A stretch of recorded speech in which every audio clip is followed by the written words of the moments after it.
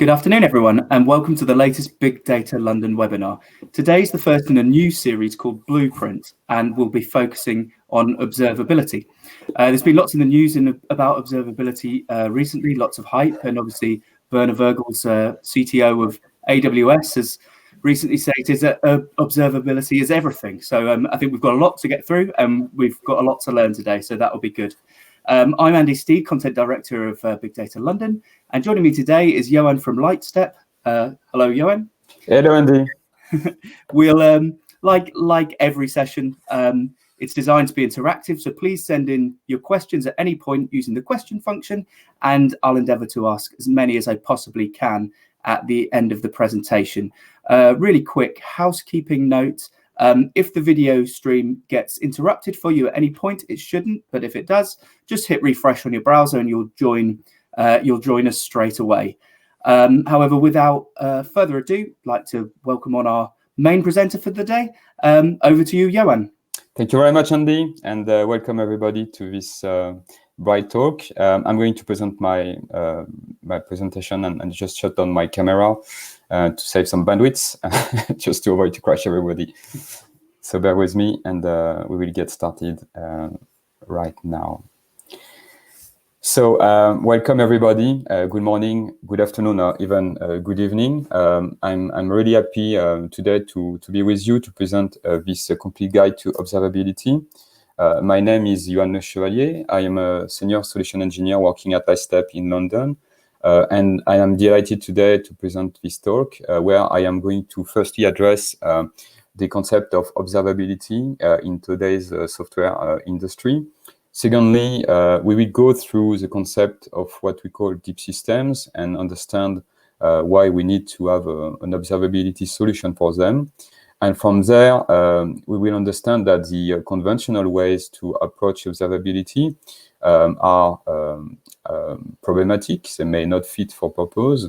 So that in the last part of this presentation, I will present Lightstep and our approach to the concept of observability. So first thing first, Lightstep is a company based out in San Francisco with offices in London.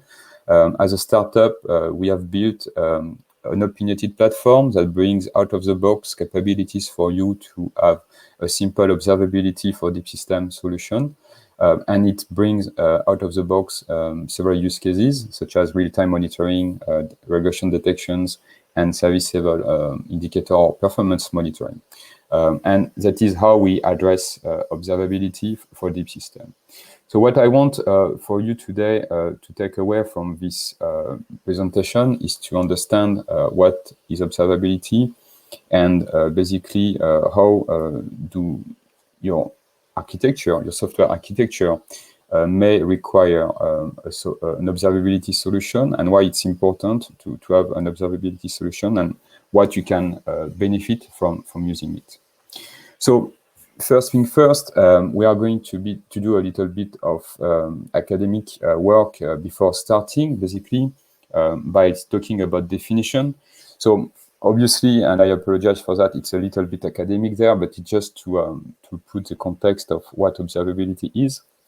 So it's a term, observability, it's a term that was originally used and introduced as part of the control theory.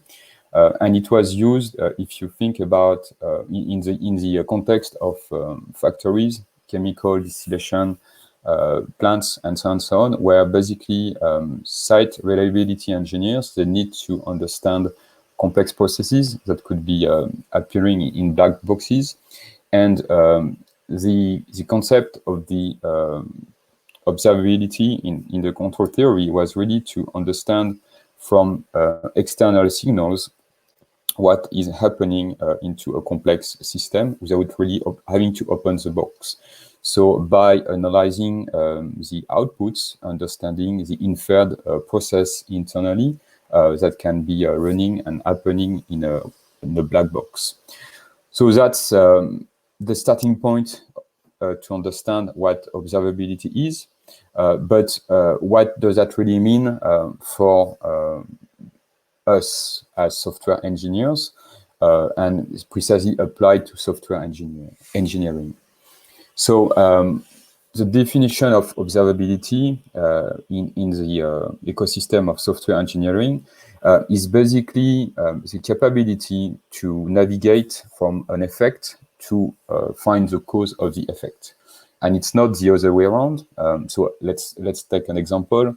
You detect a problem, a spike of errors, and based on this spike of errors, you identify a misconfiguration or even a bug in your software. So that's the approach. By the effect to identify the cause. And obviously, if you know the cause and it's like a bug creating the effect, you would fix it. So it has nothing to do with observability. So observability is really to infer from an external signal what is happening internally. And it's really powerful and helps to understand outside of the system what is happening inside. So practically, observability is going to tell you what is going on in your system, and it's going to help you to identify problems that may happen across your components. And it may be totally trivial for individual systems, but as your software architecture evolves into distributed systems, it can be very complex and difficult to address. So answering this very trivial system, question of what is happening on my system, if it's a distributed system across organizations, across services, or across teams, or even across different places, is very difficult and complex. So to that extent, the market, or if you want, the industry, has decomposed this approach and provided some technical answers to address observability. And it is commonly implemented with three so-called pillars, which are metrics, logs, and traces. They are commonly accepted as the three components that bring all together the observability you require for your system. And indeed, each of them provide a different nature of data, and as a whole, they provide the picture of what is happening. So, for instance, with the metrics, you understand that something is happening or something has gone wrong. You may have an alert triggered because of that. With the logs, you have the description, basically, of what has happened, the details of what has happened. And with the traces, you have the context of what has not worked, what has happened, basically, seeing what was before and seeing what is after, and basically having the picture. So all of those three pillars are great sources of data, but they don't absolutely encompass all of the observability requirements. And the reason why is each of those have a natural flow. And this flow makes an observability solution difficult to fit for purpose when addressing modern software architecture. And we are going to cover that right now. So let's start with the metrics. It's a metric really look like one of those diagram. It's a value displayed over the time. This value, it can be anything. It can be a CPU usage. It can be a temperature.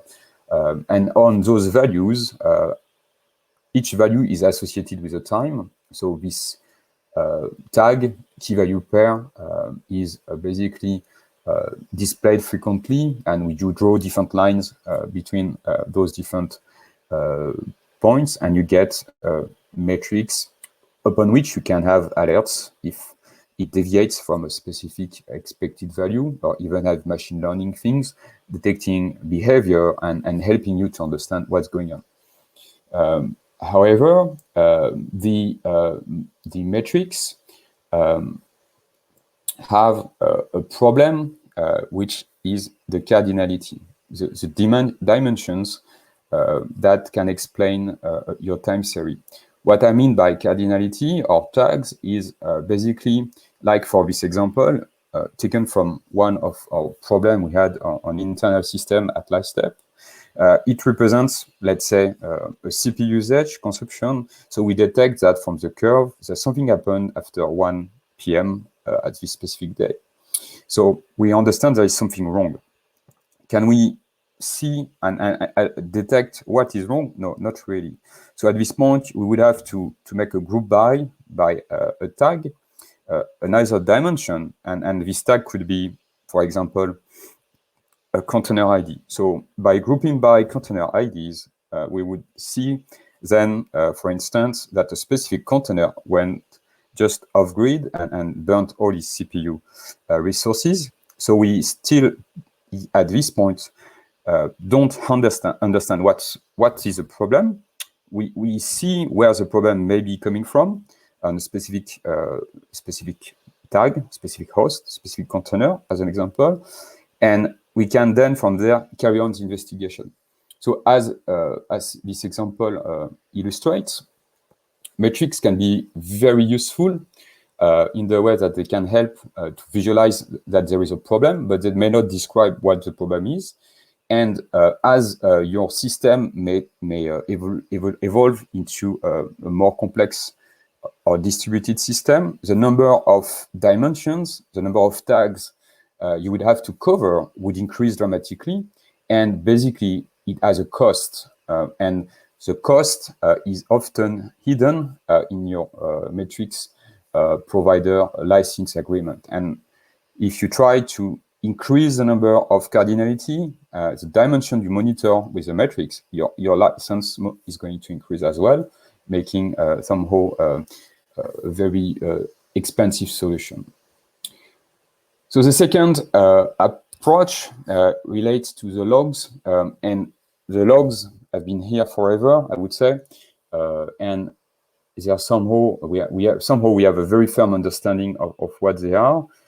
They can you can log, you can write statements in your code and write in your logs meaningful information in a structured or unstructured way, and that can be sent on a centralized place where you can afterwards aggregate, analyze, and get meaningful information from it.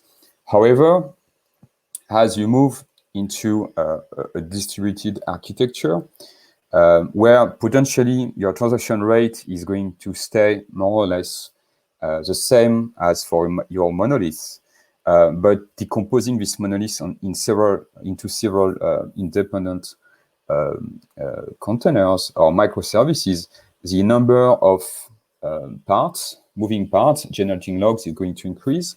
And if you need to consolidate those logs on a central place, meaning you need to ship those logs from your runtime to a centralized place over the network, the cost of sending the data over the network is going to increase, as the number of events is going to increase by the multiplication of microservices.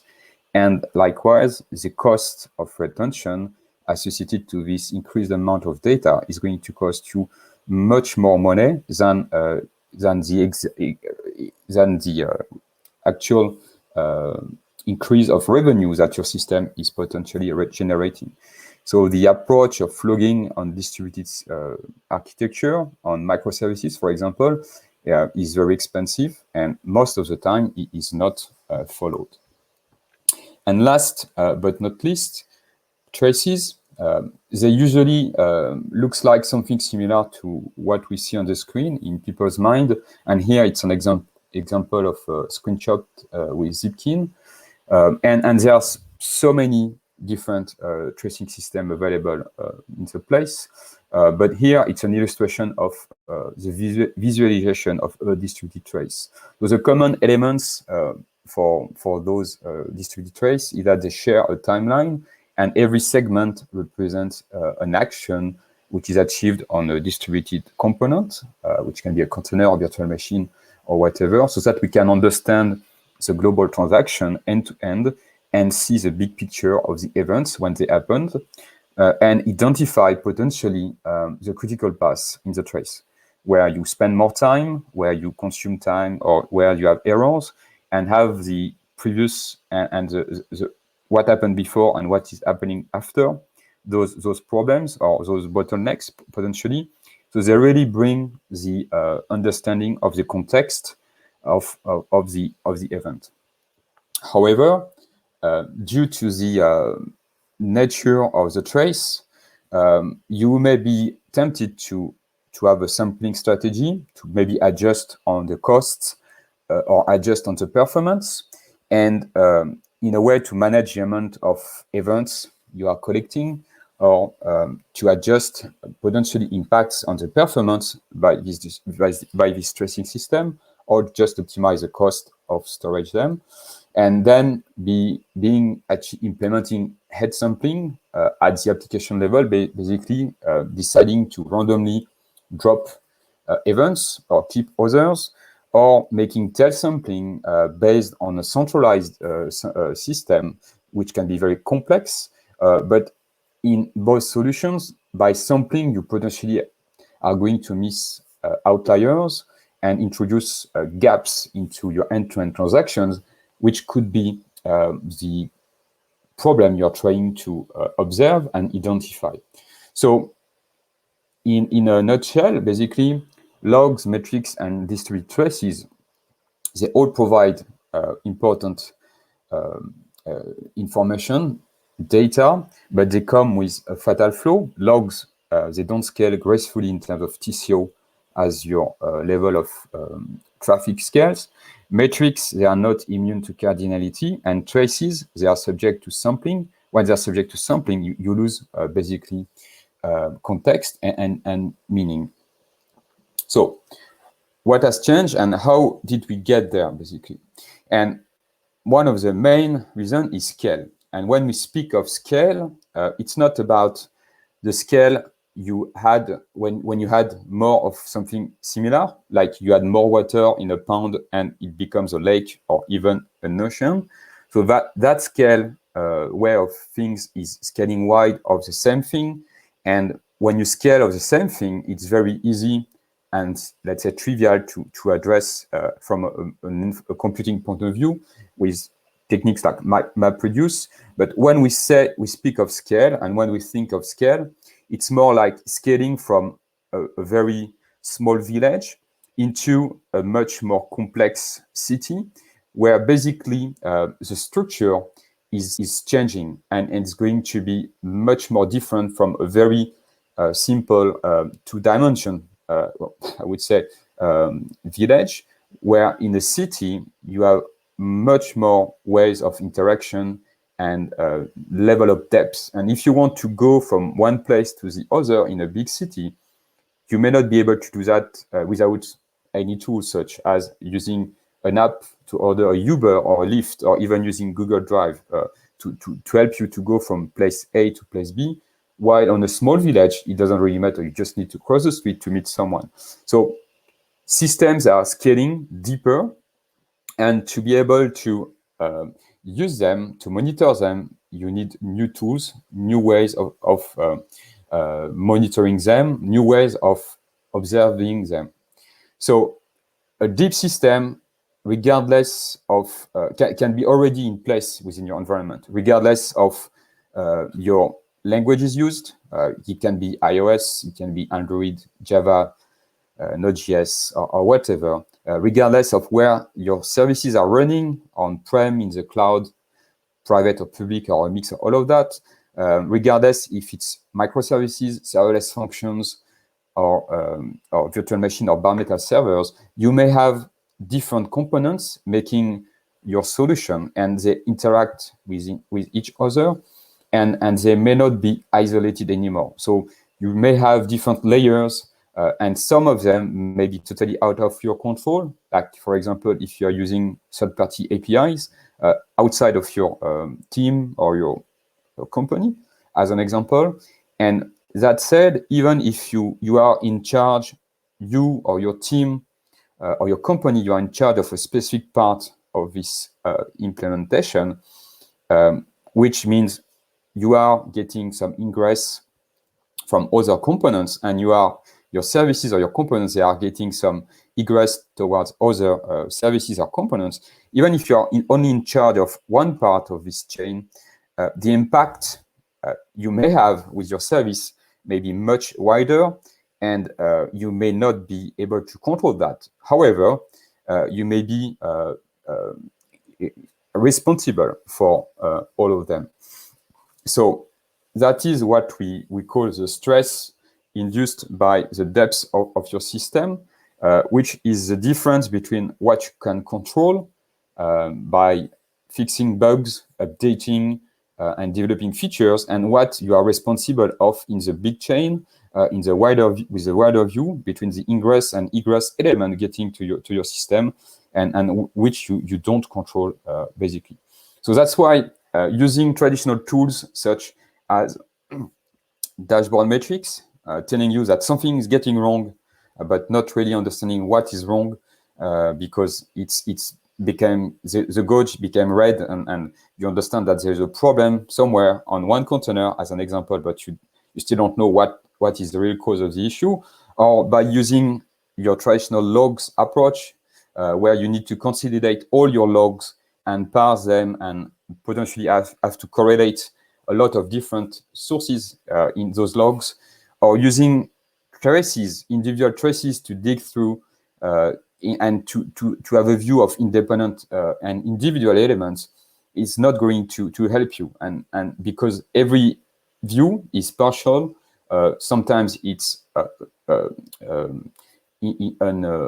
it's sampled, so it's not complete, and it's going to fail to provide an observability solution, and the results and the consequences may be in different ways, affecting you or your company. So you may spend more time on call to figure out the cause of an issue and to solve it. So it may impact, obviously, the revenue, it may impact the brand image, but as well, because you are not confident in deploying new features in your services that you control, because you don't really know if it's going to break down something further downstream or have some weird interaction with upstream components, you just slow down your speed of innovation, and it may decrease your development velocity, and as well on your team and on the effect of your developers, develop apathy and fatigue. People, they are tired, they are not happy, they move away from the company, or maybe as well induce some sort of tribal knowledge reliance, where basically everybody rely on more or less on the same people, those who have been here for a while and knowing everything, and at some point making those people the singular point of knowledge, and it may be difficult to get their time when necessary to address problems. So that's the possible ways of witnessing that you have difficulties to manage your deep system, and to be able to move forward, to be able to solve this problem, you need a platform, you need a product that brings you observability. Observability not only for your service and your dependencies, but for the team service and dependencies, and the other team service and dependencies. So a platform that brings observability cross-wide teams and services, not only for you, but for the others, so that you can identify bottlenecks, you can identify root cause analysis very quickly, you can identify regressions when you deploy new components and new features, and be free to innovate quicker and stay ahead on your market. So at Lightstep, our philosophy is that the right observability solution need to be to provide an easy way to understand your highly distributed environment in real time, as it changes all the time and morphs daily, to be able to understand canary deployment and CI/CD pipelines, establishing constant changes as a standard, but also to easily pinpoint performance issues, because it's critical to have visibility into service relationships, including upstream and downstream dependencies, whether or not it's for a specific customer or related to a single host, as an example.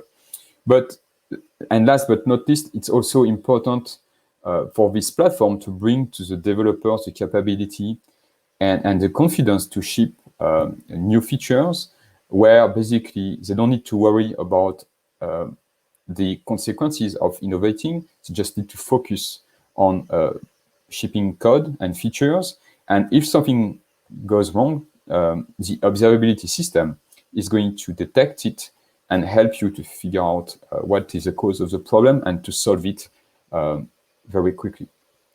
So our approach with Lightstep is to bring observability from the context. And the context, as we have seen previously, comes from the distributed traces. So most of the traditional solution providing tracing solution have two problems. Firstly, they generate a massive amount of information, and they certainly depend on aggressive sampling that limits the data collected, but in turn it stunts the effectiveness of the analysis. And secondly, they may not capture the trace individually and present them in the UI as a long list of clunky search functionality. So Lightstep, on the other hand, is going to analyze 100% of the traces and is going to construct for you meaningful models of your data so that you can easily understand the pattern and the shapes of your data over the time. And this is going to allow you to determine at a higher altitude when and where there are performance issues, and determine whether this issue is your responsibility in your team or someone else's responsibility to solve. And if it's not in your responsibility, you can share your investigation over Slack or by email, and so that the other people can carry on the investigation and dig into the data, explore down to the database call, as an example, if necessary. So Lightstep really makes it easy to pinpoint issues that will normally be very hard to find. But also, Lightstep, as an opinionated platform, is going to bring what we call automatic deployment regression detection, which is going to provide immediate insights for developers when they publish new services. And as we all know, being able to release new features very quickly may be challenging if you don't have any way to identify any potential regressions. So with our approach, by using tags, we are going to automatically identify deployment by version number and charting latency and error rates. And you can then easily investigate regressions and compare versions to see performance differences in operation, tags, and distributed traces, so that you can investigate them all the way down to the log line and the error messages, and view detailed interoperational diagrams to contextualize the affected blast radius of the issue. And all of that also is Lightstep also provide a real-time capability for letting your support engineer or your SREs to effectively have access to 100% of data when they are in an incident investigation, so that they can get to the root cause and, of the problem very quickly and reduce the mean time to resolve an issue. And by exploring and slicing and dicing in all your data by service, operation, or tags. And having group by capabilities to ease your analysis, having correlation analysis capabilities provided into your analysis, and even a dynamic service diagram to help you to identify and visualize the hotspots of the performance issues, so that they can go very quickly into the problem. And all of that is based on a no vendor locking approach by using open source standards. So instrumentation is based on open tracing or open telemetry. Lightstep tracers are open source as well.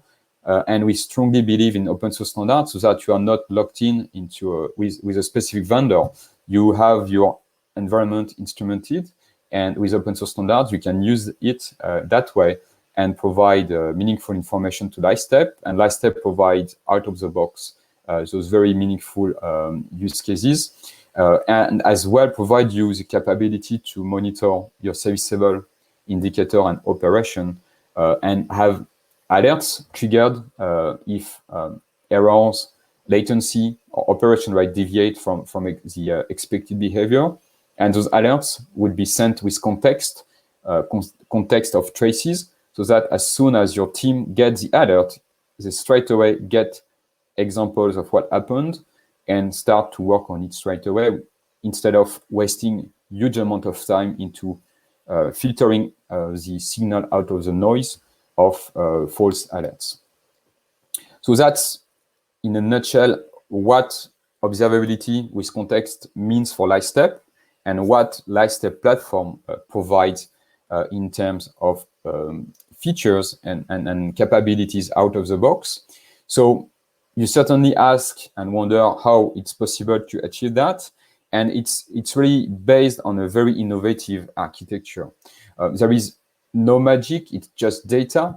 And what really makes Lightstep different is that we are able to ingest all the monitoring data and the metrics, the logs, the tags, and the trace, even from our largest customers who are handling millions of requests every second.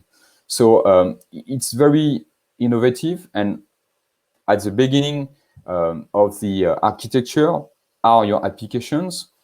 It might be hundreds of microservices, or maybe just 10. It can be legacy monolith applications and a mix of all of that, or it can be web or mobile clients.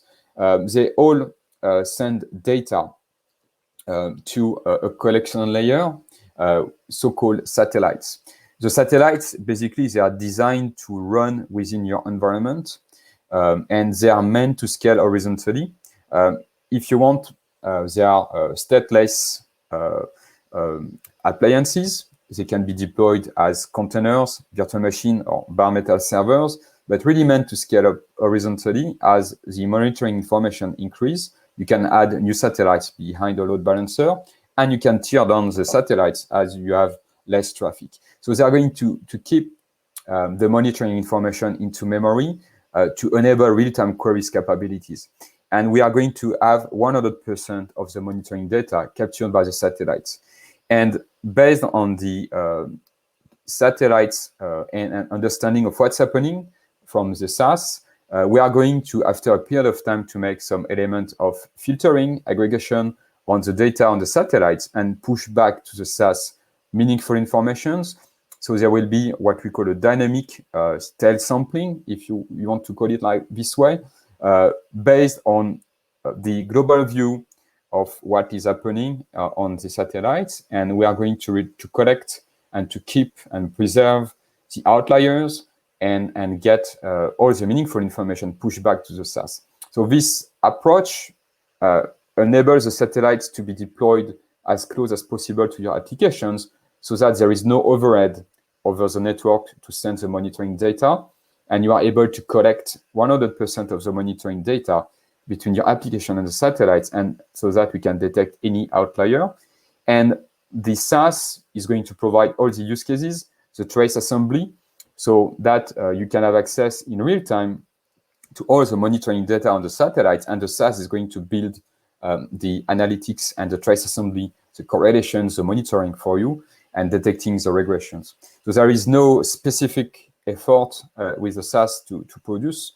It just brings an opinionated platform out of the box use cases, as long as your applications are instrumented and provide monitoring data with open tracing, open telemetry, or even with open source other tracing tools such as Jaeger or Zipkin, which can be ingested natively into Lightstep. So we obviously have a lot of success, and our customers speak better than us from the platform and how it helps them to solve problems. And some of them have been heard on Twitter. I may just mention a few of them, like this one. I'm so impressed with Lightstep finding the bottleneck of any of my latency issue was easy. after a couple of hours of debugging, I ended up improving my application performance by 70%. And yes, wow, 70%. So it's how Lightstep can be used not only as an observability platform to detect problems, but as well for developers to improve their performance application, because they bring the context of distributed traces with an unsampled approach, so that you can very quickly identify the slow patterns on your application. And from the context provided by the instrumentation, you can figure out what could be the problem and how the critical path is affected by those circumstances, so that you can improve it and increase the performance of the application very quickly. And again, based on a tool that is simple to use, because it's opinionated, you don't need to spend weeks of training on the tool. It's available very quickly for the developers, and they can really apprehend it and use it simply. Another good example we have, I'm just going to just read two of them. Just the other day, Lightstep automatically surfaced a problem for us. The correlation engine basically said, hey, this string here is normally like this, but right now it's suddenly like this. And the responding engineer estimates it took 1/10 of the time it would have been used to detect that problem. So Lightstep being able to bubble up the difference, to surface an anomaly, and helping the engineers to solve that. And potentially it's something that would have happened after a deployment of a new feature. So really powerful tool and used in several ways. So as for our customers, let's speak of, for example, of Twilio, where Lightstep basically helped to improve by 92% the time to resolve problems. The problem at Twilio was that they had some significant number of different microservices, and by the number of microservices was getting even more complex to understand when something is going wrong and the impact of the problem. So by continuously analyzing the transaction and the performance data generating by those core services, they wanted to have a solution that would not only not create any overhead, but still bring this observability and providing a macro view of the system and a micro view of the services. And Lightstep was able to achieve that and provide a reduction of the average root cause analysis investigation and by a factor of 92. So that was directly translated for them in terms of business by saving 20 hours every week for the team into troubleshooting, which obviously has an impact on the team. They can spend time to develop new features, which is going to have an impact on the business of the company, because they will be able to provide new features and new functions and innovate on their market. Another great example is Under Armour, where basically the developers were fearing to take the on-call because they were lacking the correct tools to understand problems.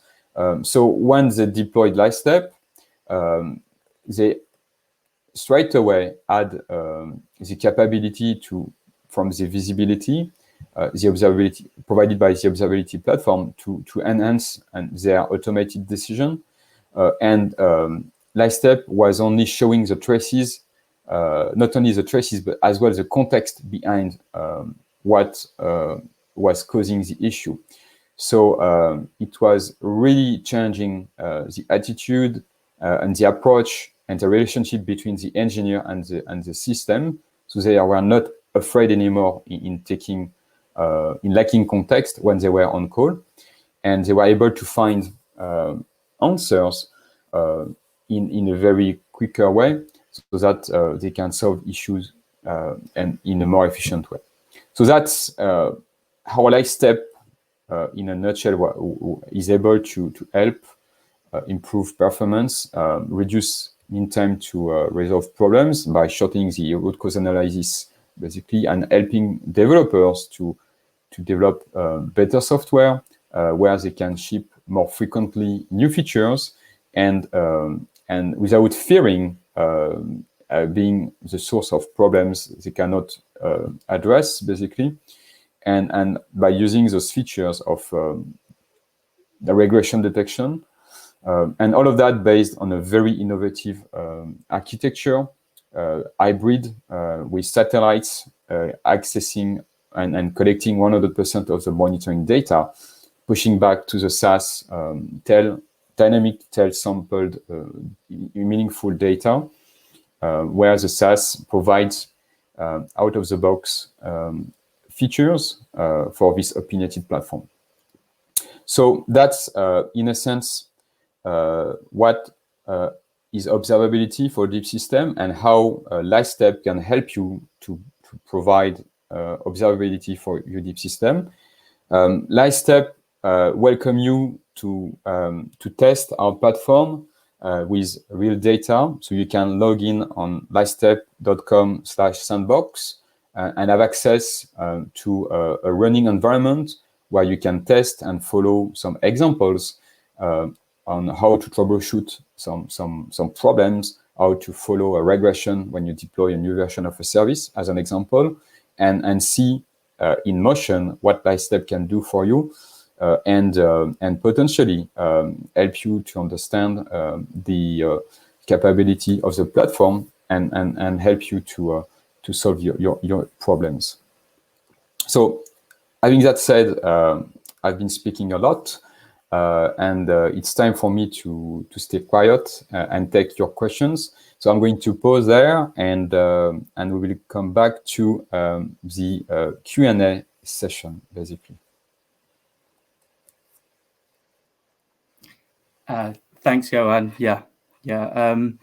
I just wanted to say quickly that anyone who wants to see any of what's been on screen again, this session will be available on demand almost as soon as this one is finished. So if there's anything you want to rewind or have a look at again, it's very easy to do so on the on-demand feature. Also, the sandbox feature within Lightstep, it's a really good little tool that you should check out, is actually on the attachments that you can see on the bottom left-hand side of your screen there as well, so you can link straight to it should you wish to afterwards. In there as well, we've got a link to some of the upcoming webinars and some other great resources from Lightstep.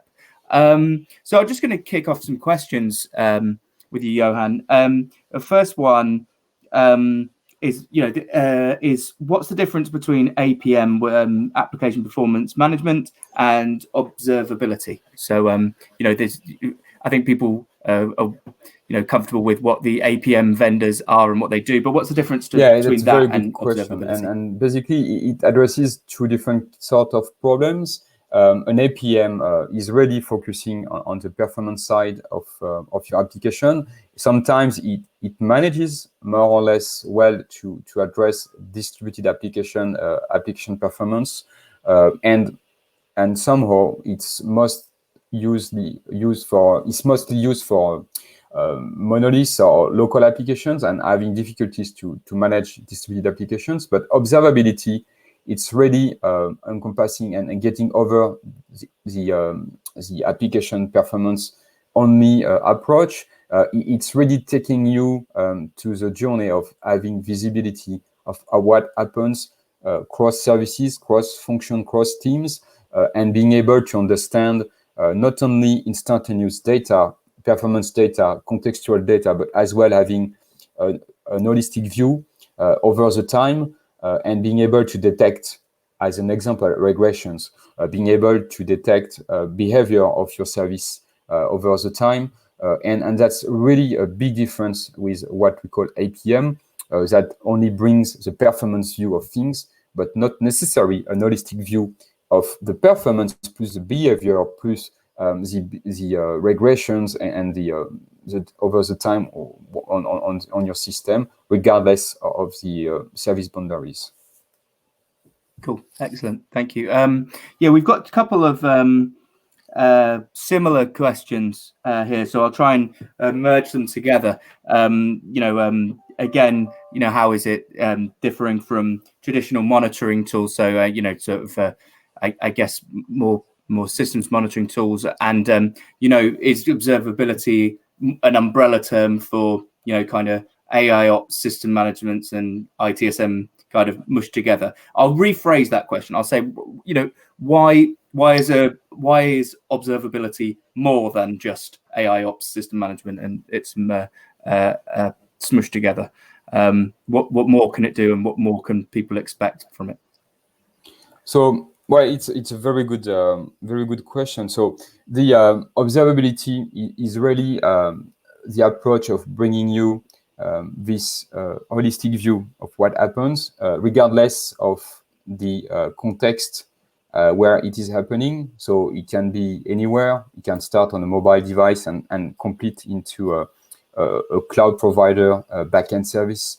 The observability is going to help you to have the holistic view of what happened at every steps of the transactions between your different application components. And the observability platform is going to be here to help you identify problems.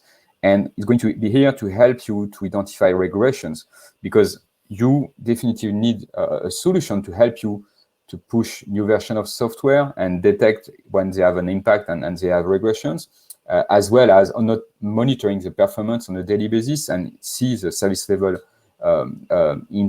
indicator for your different components.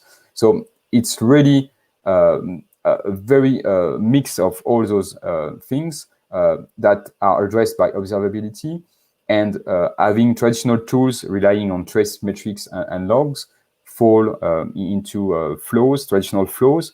And that's where there is a necessity to have a new approach, a fresh approach, where you must not only take 100% of the monitoring events, but you need to have a backend environment which is going to provide you this capability to interact in real time with your system, to provide in real time answers to question and correlations, and to be every case will be different, and that's going to be one of the main issue with AI and machine learning tools. They may fail to provide meaningful insight due to the rapid change and morphs of the context, basically. Perfect, thank you. And just a couple more questions for you before we wrap up. So we've had some specific integration questions. I think it's probably best we get back to you offline on those ones. But yeah, we will definitely answer those for you. But one is, are there any open source components of Lightstep? Yes. So Lightstep is co-founder and developer of the open source OpenTracing, and is co-contributing as well to OpenTelemetry, which are open source standards to provide observability on distributed systems. Lightstep components, such as the tracers, are as well open source and available on GitHub.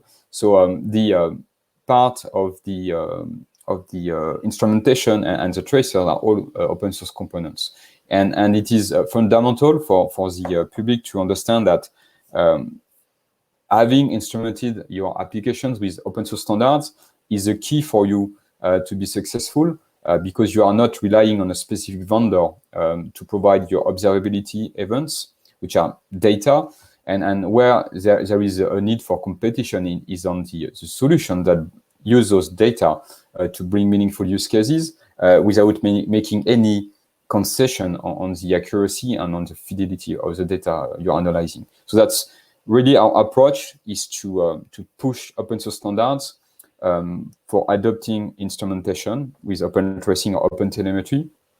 And based on those standards and your application being instrumented with them, you are not locked in with a specific vendor, and you can choose the best on the place.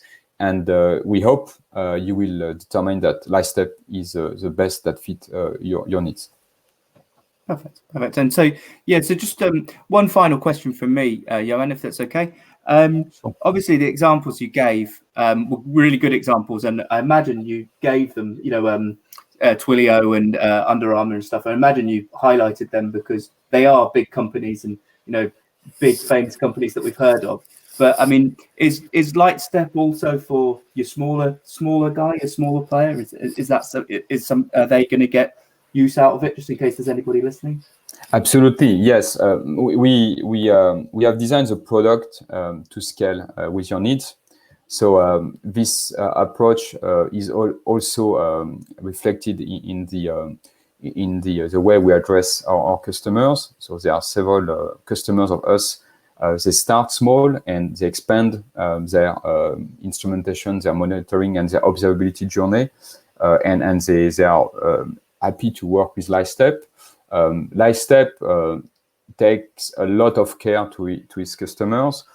Every customer of Lightstep has a pair in the customer success team, really here to help them to adopt and use the platform and being successful on their journey to observability, regardless of their size. So you can start small in a small team with Lightstep and get value straight away with Lightstep, and step by step expanding that to more core feature of your product or your software, and scaling your adoption with Lightstep. And it's the platform and the team and the company is really designed to help you on this journey, because we really believe that observability is not a one-off. It's a process that carries that is improved step by step. So you start small and then you increase the visibility you want to get into your different services